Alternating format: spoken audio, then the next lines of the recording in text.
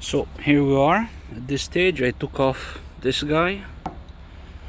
Wait, these are the screws that were in there like this.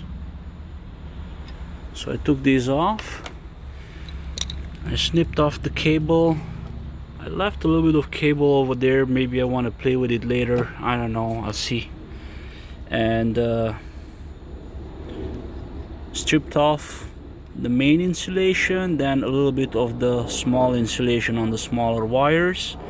Left enough of it exposed to put them here. So this will be the positive and this will be the negative.